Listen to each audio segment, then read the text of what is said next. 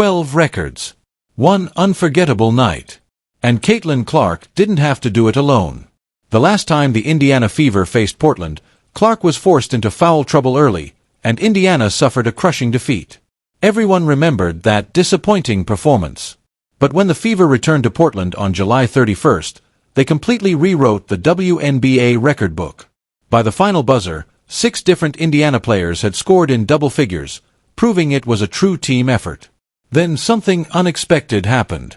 Portland's crowd started directing their frustration at the wrong Fever player, and Sophie Cunningham answered in spectacular fashion. We'll get to that moment shortly because it completely changed the atmosphere of the game. If you're a Fever fan, let us know your thoughts in the comments below. Great job in year 1 with the expansion franchise. Inside, could it be a triple-double? Yes, it is. The triple-double for Caitlin Clark. 26 points, 10 assists, and 10 rebounds. Let's go back to May 30th because you can't fully appreciate what happened on July 31st without remembering the first meeting. Portland defeated Indiana 84-79, but the final score didn't tell the whole story. Caitlin Clark finished with only 6 points, her lowest total of the season. Portland's defensive strategy was clear from the opening tip. They swarmed Clark, pressured her relentlessly, and forced her into foul trouble almost immediately. The plan worked perfectly. Clark spent long stretches on the bench, and without their floor general, Indiana's offense never found its rhythm. And they call 6 fouls in a row. And then Caitlin Clark, if anything, she got elbowed. Here's Caitlin Clark's first foul. Somebody tell me where's the foul. There was 2. Indiana actually controlled parts of that game early on. But once Clark was forced to the bench, Portland quickly took over, and the Fever struggled to recover. Every other matchup between these teams that season had been decided by close margins or overtime. This game was completely different. It felt like the type of loss that sticks with a team. Head coach Stephanie White didn't make excuses afterward. She pointed to the foul trouble, inconsistent rotations, too many free throws for Portland, costly turnovers, and easy scoring opportunities. Heading into the rematch, the plan was simple. Defend with discipline, tighten the rotation, and keep Aaliyah Boston and Caitlin Clark on the floor together. No more unnecessary substitutions. No more watching the game slip away from the bench. Milton, tough board, hustles ahead down the floor.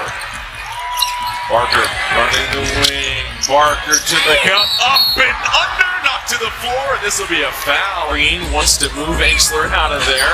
On the wing, kicks it over. Ainsley inside. Gustafson, catch and foul.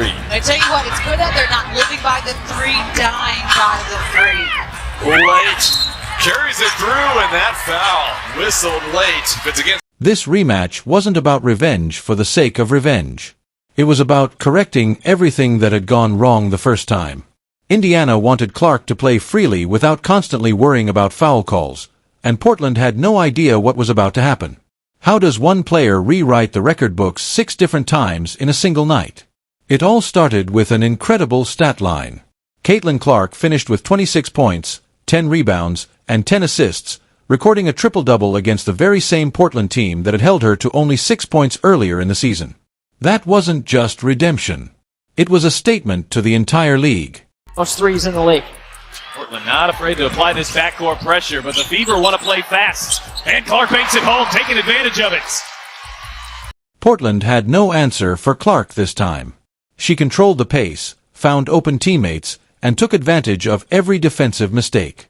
But the records began piling up even before the triple-double became the headline. In the first quarter, Clark scored the basket that pushed her past another career milestone. She reached the mark in only 78 games, becoming the youngest guard ever to do so. For comparison, most players need well over 100 games to reach that level, but Clark accomplished it before many stars had fully established themselves as full-time starters. And for 12 points, the 3-time All-Star coming off a great game. Clark gets into the lane and again gets for Indiana to try to get a good look. Clark, yes! What a shot! And what a cut!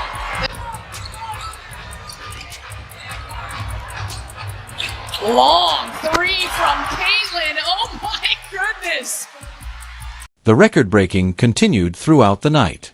Clark also became the fastest player in WNBA history to reach 1,500 career points and 600 career assists.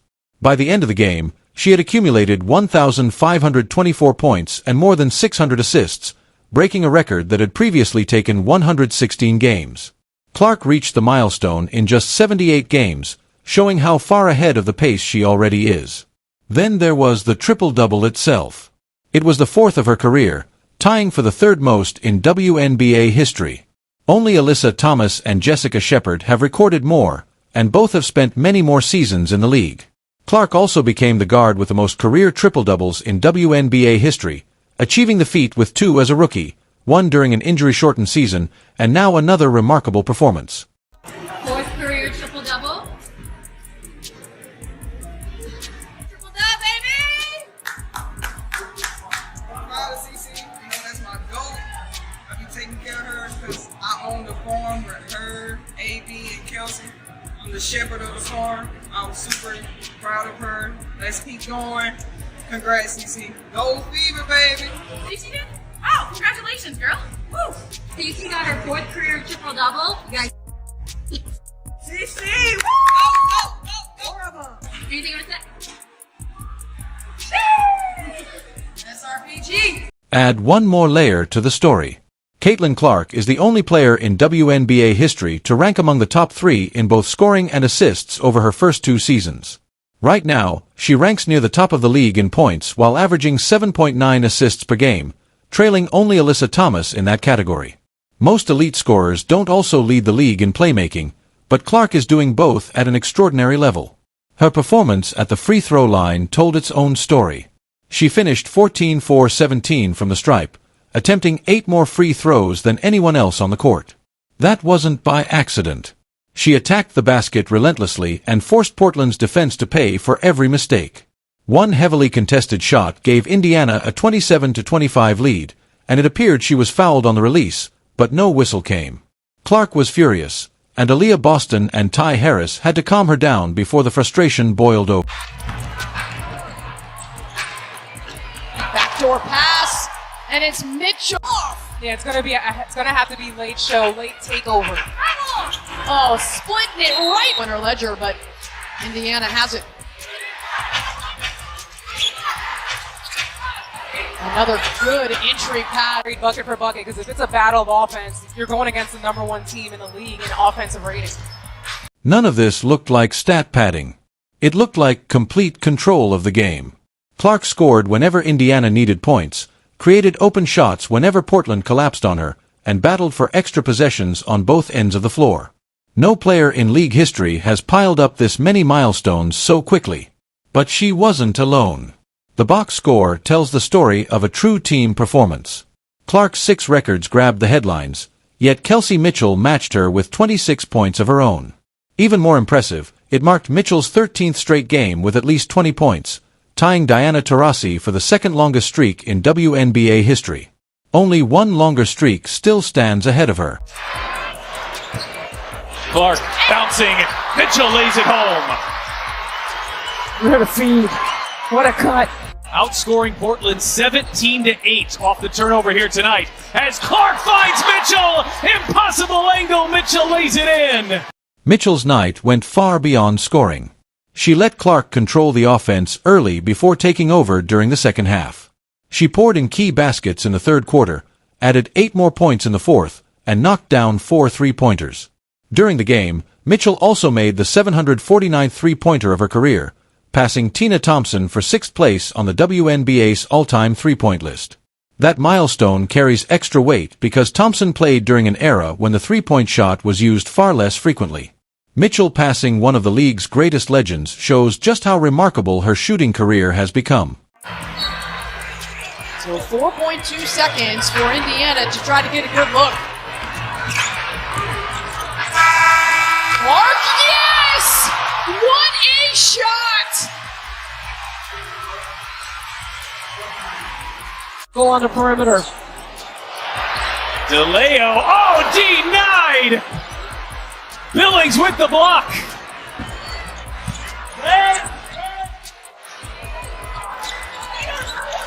Now it's Boston, flipping it home.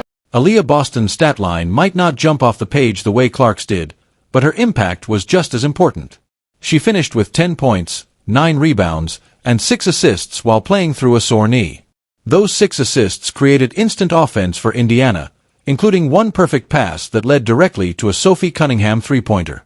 Boston's awareness, defensive positioning, and ability to disrupt passing lanes helped spark a decisive 14-2 run that completely changed the game's momentum. She also moved into third place in franchise history for field goals made, passing Fever legend Katie Douglas. Boston has become much more than a dominant post scorer.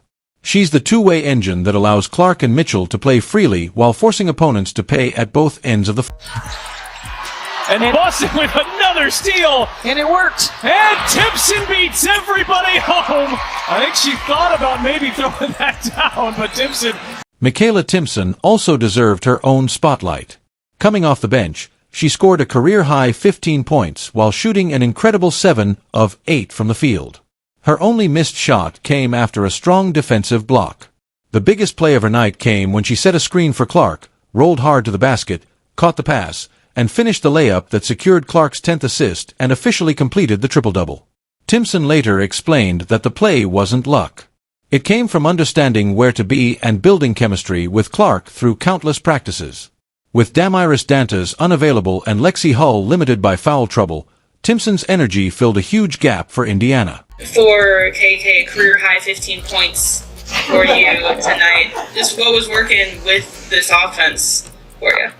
Just me being in my spots, cutting off the ball, when AB gets double, I'll be wide open, being able to finish around the rim, doing my 90 cuts, getting rebounds, doing the little things that I'm supposed to do on the court and just having confidence with it. The final box score showed exactly why this win meant so much. 4 players reached double figures, but the entire roster contributed in meaningful ways. Clark led the way with her historic triple-double, Mitchell added another dominant scoring performance, Boston controlled both ends of the floor, and Timpson delivered a huge lift off the bench. Sophie Cunningham chipped in with efficient three-point shooting, while Monique Akoa-Makani recorded another strong all-around effort with 15 points and 7 rebounds. Indiana shot 53% from the field, and Portland's defensive game plan completely fell apart because stopping one Fever player simply opened opportunities for everyone else. 4 star performances, 10 historic records, and 1 unforgettable night. Yet even those milestones only tell part of the story. The biggest statement was how completely Indiana dominated as a team, sending a message that the rest of the WNBA could not ignore. 20 for Indiana. Clark. Year 1 with the expansion franchise. Inside, could it be a triple-double? Yes, it is. The triple-double for Caitlin Clark. 26 points, 10 assists. 10 individual records had already fallen, and we still hadn't reached the 2 biggest milestones of the night, records that belonged to the entire Indiana Fever roster. These weren't just numbers that measured a team getting hot. They represented a team redefining what's possible in the WNBA. Indiana recorded its highest scoring stretch of the season, setting a new single-season league record. Even more impressive, the Fever still have plenty of games left, meaning that total could continue climbing. Then came another historic achievement. The victory extended Indiana's streak of scoring at least 100 points to 5 straight games, the longest such run in WNBA history. No team had ever produced a stretch like this before. Their offensive rating now stands as the highest ever recorded, and their scoring average is the best the league has ever seen. This isn't just a hot streak, it's an entirely new standard of offensive basketball.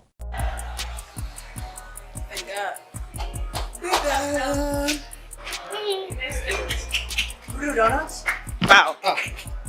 Bow, bow, bow. Give him the win. Give him the win. Ayy. You already know what time it is. Going for the road. That's a dub, baby. Come on, one more. We're coming home. None of those records happen without pace. Aaliyah Boston explained it perfectly. This team plays fast, trusts every player to contribute, and consistently creates the shots it wants. That approach keeps Indiana in control, generates second-chance opportunities, and prevents the offense from becoming stagnant. It's a dramatic shift from the first meeting against Portland. Back then, the offense collapsed whenever Clark went to the bench. This time, Clark and Boston stayed on the floor together much longer, the rotation remained consistent, and the ball kept moving regardless of who initiated the offense. Indiana's defense fueled everything just as much as its scoring. Portland committed 20 turnovers, and the Fever converted those mistakes into 31 points. Portland's coaching staff admitted afterward there wasn't just one problem to fix. Mistakes appeared everywhere. Record-breaking offenses don't happen by accident. They begin with a defense that forces opponents into bad decisions, and Indiana did exactly that from start to finish.